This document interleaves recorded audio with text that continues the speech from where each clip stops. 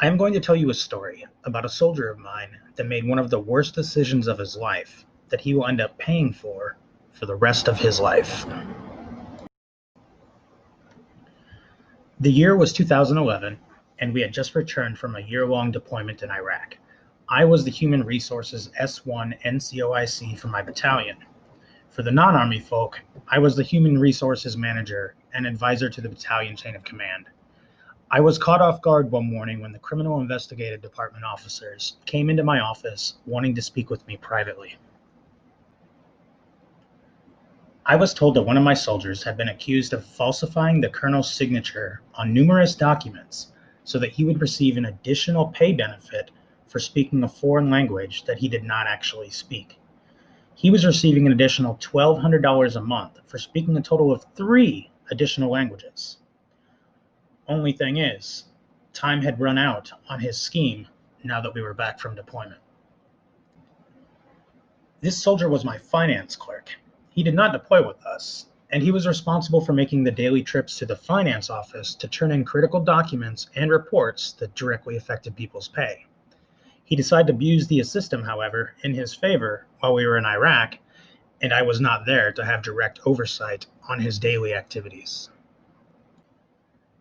The detective discovered that the financial document being turned in describing which soldiers in the battalion are entitled to be receiving additional foreign language pay was not actually the same form that my colonel had in fact signed every month. My soldier was manipulating that form electronically and forging my commander's signature before taking it back to finance. He might have gotten away with it, but he was greedy. Foreign language pay forms have to be renewed every year for the Army at the Education Center, where the soldier can prove that he speaks those languages in written and spoken tests. Since he did not actually speak those languages, he had to forge those forms too in order to receive the additional monthly money for the next year as well. The lady at the finance office noticed a discrepancy on the foreign language pay form that should have never had an error because it is automatically generated from the system. Her red flags went up, and after some individual research on her part, she reported the crime to the police. My soldier quickly realized that prison life was not for him. He spent 3 months in a federal military prison while he was awaiting his trial.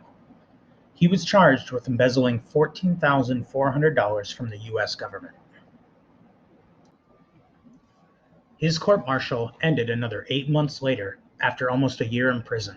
He was convicted of defrauding the U.S. government, punished to time already served, and a dishonorable discharge that will greatly affect him for the rest of his life.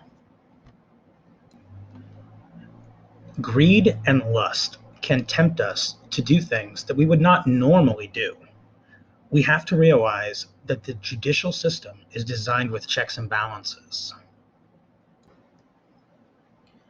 The decisions that we make today could affect the path and the direction for the rest of our lives.